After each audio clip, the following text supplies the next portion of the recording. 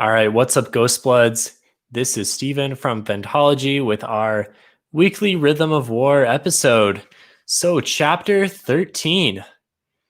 This is a big one, and I ask that you be gentle with me here.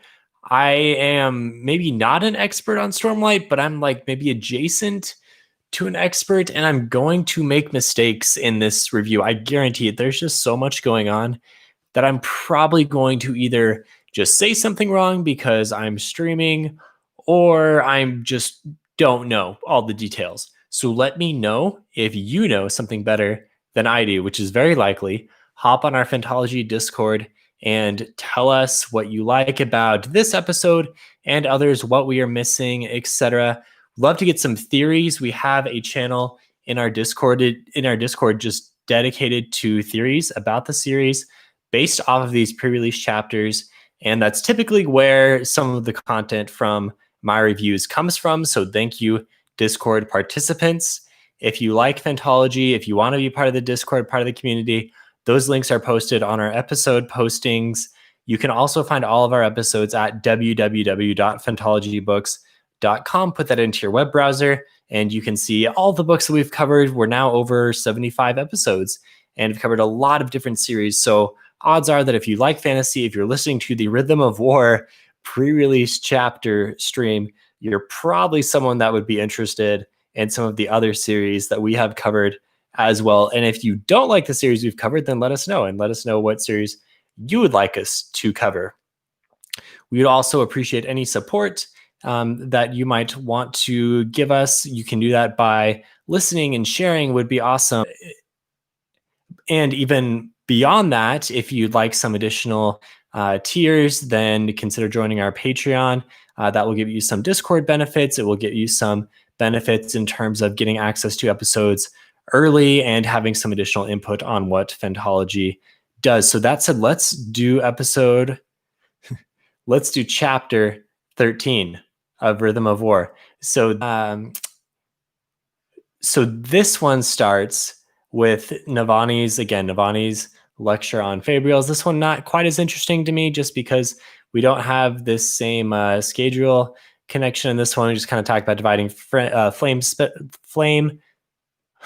We just talked about dividing flame spren. And if you are someone who's very much into Fabrial lore and is into the way that this exact technology works, maybe this is interesting to you. For me, it was just a little detail. So let's go into the Shallan chapter. There's a lot here. Like I said, a lot of big Cosmere stuff. So maybe if you're not current on the Cosmere, like you might not want to listen to this because I'm going to be talking through. I mean, I can't guarantee that I'm not going to spoil anything else that has happened thus far. So Shallan gets this note that says the deal is set and arranged. The Spren will come. She kind of freaks out about it, tosses it into the fire. We don't know what it is yet. It's not a mystery for very long, though, and I'll get to that in a few minutes. We see Shallan's brothers, who we haven't seen for a while. This is kind of interesting to me. Like, I liked seeing this because it's a callback to some of her flashbacks in Words of Radiance, and they're still around, but it's a little similar to the flashbacks or the sequence where Kaladin goes back and sees his family. Like, it's cool, but it doesn't, I don't know, for some reason it doesn't really have the emotional weight that it could otherwise. I'm not sure. Did you guys like the family connection here? For me, it's just kind of like a detail, and there are these characters, but I don't know that they're going to do a whole lot. I would maybe like them to be more a part of the story. There's a lot of characters. It's a tough ask. So Shallan's still got these dark memories of the past. Obviously, she reflects about how she's had Pattern longer than Yasna has even had Ivory, her spren, and she's still suppressing these memories. We still think back to this like formless persona that we're very wary of. And I have a theory on this that I will talk about at the very end of the episode that will include a Phantology guarantee on this theory. She gets into reflecting on some medical texts about her condition, which are very much not encouraging. And while I think that Shallan is a very interesting character and her medical condition is something that fascinates me, I personally just do not have enough experience with this to really weigh in too much. I connect a lot stronger to Kaladin because depression is just a much more common thing than this multiple personality thing that Shallan has going on. Depression is probably something that's affected, I don't know, most people that are listening, either themselves or having known someone that has depression. So I think we can all really kind of connect to these Kaladin moments, and Shallan's just a little bit harder. That's not to say it's not realistic or it's not appropriate to address, but I just personally don't connect quite as strongly with Shallan. Maybe in the future in my life I will, but for now I'm much more emotionally involved in Kaladin's story. However, I do think that this is very interesting, and I think that this question of is this fixable and what will happen with Shallan and Kaladin and with some of our other characters. I mean, Dalinar as well is suffering from some PTSD. Like, where is Sanderson going to take this? It's interesting because, and I don't want to go off on my whole disability and fantasy rant, which if you want me to talk about, I will on Discord. But I think it's very interesting to address these types of things in a fantasy book because you can always have the magic fix whatever is going on, right? Like you lose an arm. Oh, we just magically regrow the arm and boom, we're good to go. You lose an eye, you regrow the eye, or you can't do your magic anymore. Well, we'll fix that as well. Kind of referencing some other series that I didn't necessarily like the endings of. But I love that in this one, Sanderson is not fixing everything, and the magic does not necessarily just, poof, there goes your depression. In fact, Kaladin uses the magic to kind of make things worse because while he's on a Stormlight high, he's not really, he doesn't have to deal with this, but it's not something that you can just magically get rid of. And for that, I love Sanderson for doing this. And I think he's going to tackle some physical things as well. He called for a beta reader that's paralyzed to do some reading for Dawnshard. I'm assuming it's to kind of get into the Rissyn character head. And I think that's awesome because Rissyn has not been able to heal herself, right? And she's still paraplegic and has to deal with these things and can't just magically get rid of it.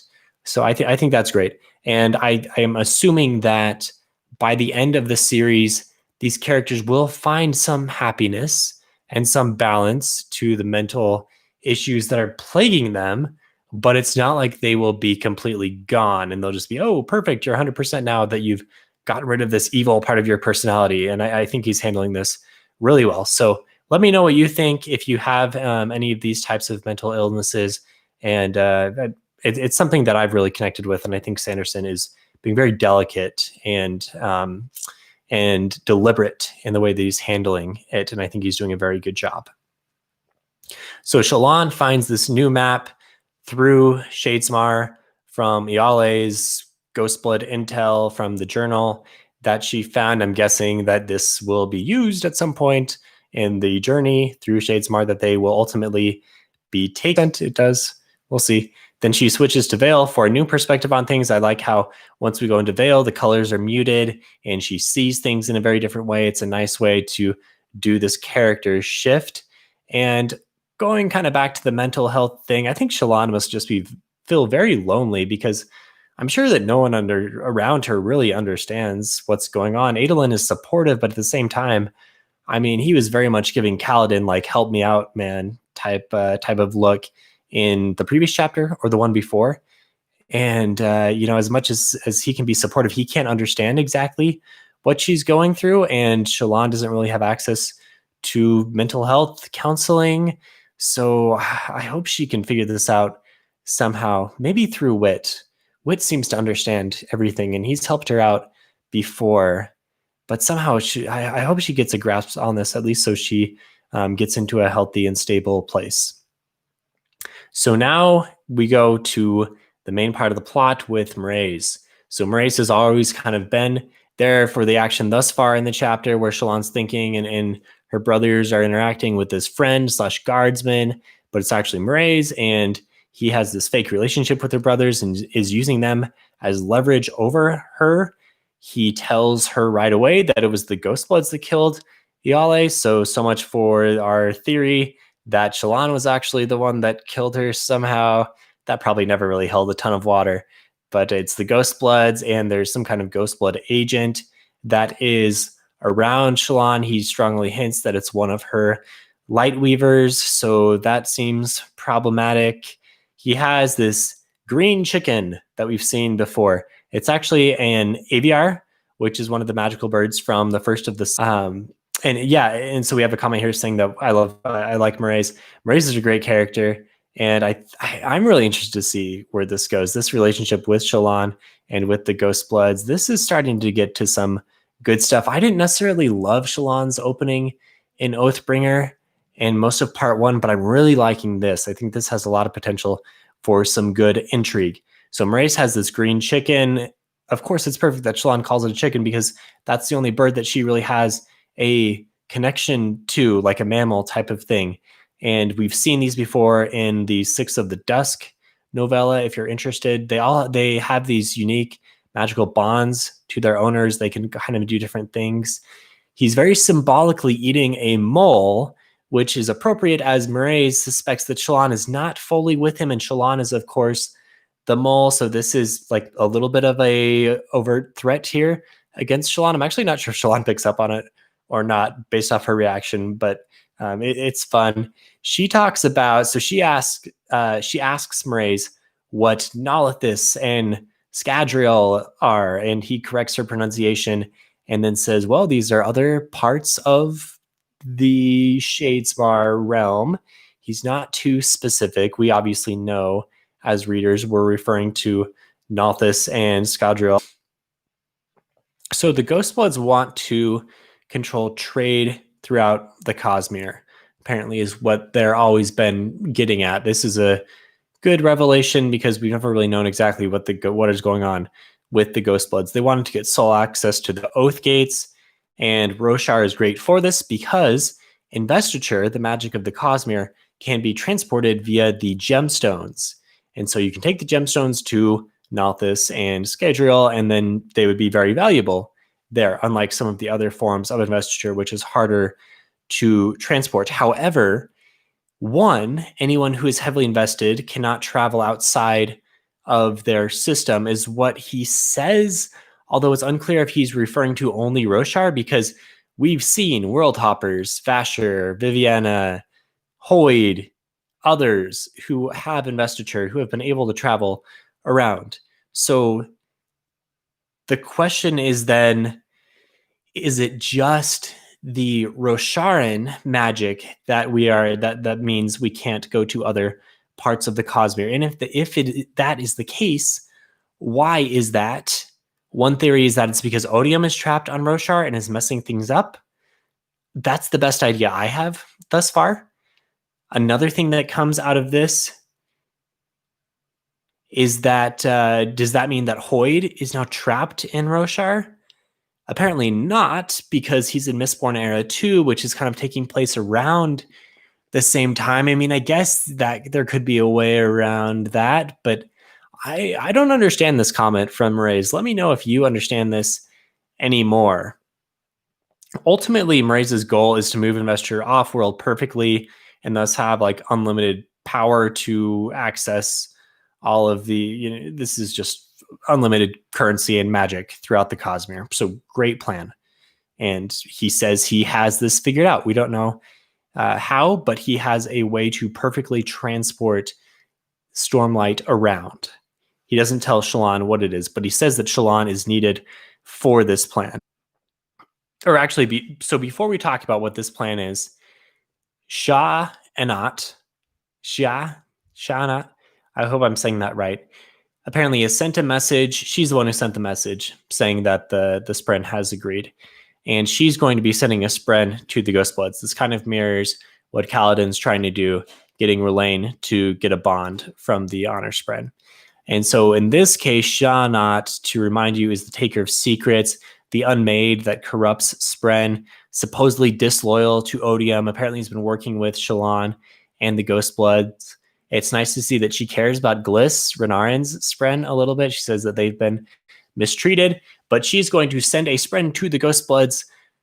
Mraize thinks, hey, I actually wanted a Spren just for me, so I don't really love this, but okay, like I agree to this plan. So we're going to see a corrupted Spren going over to the Ghostbloods. I really like that not all the Knights Radiants are lining up to be on the same side. Like we have Venli's group that is probably going to be bonding Spren in a unique fashion. And now we have the potential to have some Ghostblood radiance in addition to our typical good guy radiance. This is great. It really tees things up for a real epic climax where a lot of different groups are getting after it together with different magical. Shallan also talks about, she asks Mraize about Gavilar. So Gavilar had some void light from Braze is the revelation we get from Braze is the revelation we get from Mraize. We knew this already from the prologue of the book. We know more details than Shallan and maybe even Mraize does at this point. But apparently Gavilar was trying to get immortality and was trying to move around void light between worlds. So I think we'll get more here. Still not a whole lot of detail. But now Mraize is going to give Shallan her mission. And I'm assuming this is going to drive the majority of Shallan's arc in this one. So Mraize is really good at using secrets and knowledge to hook Shallan along the way. And Shallan even sees him as a father figure, which is really bad for Shallan because Mraize is not someone that we should trust, and he's totally playing her. And he knows something that we don't know, that Shallan doesn't know, but it seems really dicey, and I'm worried about what this revelation is. And I have a theory, and the theory is, well, let's talk about the rest of the mission before I blow your mind with this theory. So her mission is to find Rostaris, who we've heard before is maybe like this founder of the Sons of Honor, and he is in the Fortress of Lasting Integrity, which is a new vocab place. This is the home of the Honor Spren is where this is. And Mraize can't get there, but Shallan probably can because she's got a connection. She's got an in here. And Shallan says, okay, like I can probably do this, but what do I do then? And Mraize ominously says, well, you'll know what to do when you find him. And then he promises to give her all of the answers that she wants afterwards. And then Shallan is obviously hooked and she's totally going to do it. Radiant is there. She reflects that, well, Shallan, I think you have another reason more than just getting the answers for Yasna here. So there's that. And then Mraize says, well, in addition to answers about the world, I'll give you answers about your past and House Devar. And if Shallan, if you want out after all of this, then you're free. Don't worry about it. And we will set you free. We're not going to come after you. He sounds way too confident. So here's the thing. Mraize obviously knows whatever Shallan is trying to suppress. The formless identity, whatever it is that happened here, the additional details that we apparently did not get in the flashbacks of Words of Radiance. And my theory is Shallan is the mysterious Thadiakar, whatever, however you want to say the name. This is Shallan. This is the 13-year-old Shallan. And somehow, we don't know the details, but somehow in all of the goings on around that time with the Ghost Bloods, she is the one that set things up here. Somehow, I mean, it breaks down a little bit when you say, well, a 13-year-old girl, like, she's the one. But at the same time, it makes so much sense in the way that Mraize is treating her, because Rostaris must know something that's going to be so obvious. Like, is Rostaris someone that she thought was dead? Is it like her father somehow and her memories have been tampered with? Or someone that she would just immediately look at and things would become clear to her? Something is going on. This is going to be a huge revelation when we find out who Rostaris is. And that's going to lead to the revelation, the Phantology guarantee, the revelation that Shallan, her persona that she has been suppressing, is actually Thadiakar. And this is going to blow everyone's mind and have huge implications. And I don't know what's going to happen, but it's going to be exciting when we see it. And look, we're never wrong about these theory revelations. So I think this one, I mean, if I'm being honest, there is some evidence for it. I think it might be a little far-fetched, but Mraize knows something. There's something going on here, more so than just, oh yeah, we're really confident and it's going to be a straightforward plot. Like, Sanderson never does that. He always flips things around on us. So that's our guarantee for this one. Please let us know what your theories are from the chapter. Let me know what details I messed up on. There's a lot here. the Cosmere is obviously very large. It's a whole universe, and I can't hold that all in my head. I'm sorry. So please let me know if you are an expert. What more I need to know, and what theories geology. Oh, new theory. Yasna is Thaddeus. That's a good one. I like that too. I mean, we don't know anything about Yasna's backstory other than that she had some strange illness as a child that's like mentioned a few times and super glossed over. So that seems ominous. That could be cool. Okay, we can roll evidence for that. So thanks for listening. If you like Phantology, check us out again at www.phantologybooks.com. You can find episodes on a lot of different series. We're going to be way into the Cosmere and Rhythm of War in the next month, 2 months. We'll see how long it takes, how much PTO I'm able to get to read the book quickly. It's a big boy. Did just pre-order it, so I'm looking forward to getting my numbered copy of that. Obviously, it will be number 1, so I will post that picture and you'll all be very jealous of that. If you'd like to support Phantology, we have a lot of different ways to do that. You can join Patreon and get early access to our episodes and have additional input into what we do on the channel. You can have some extra special Discord perks, etc. Small things, but we definitely appreciate all of your contributions, and it all goes directly back into improving the channel. If you like Audible and you're considering signing up, please follow the link that we post on our episode descriptions, and that will take you to a free trial that you can sign up through. That will get us a little bit of a kickback that we can again put into the channel. And if you missed our live stream, look forward to in future episodes our new intro featuring Michael Kramer and Kate Redding. It's going to be awesome. It's not going to make it into this one. We still have a little bit of doctoring up on it to go before we have our entirely new intro, but that's exciting. Phantology is an exciting place to be these days in fantasy. So thanks for your support, and we'll see everyone next time.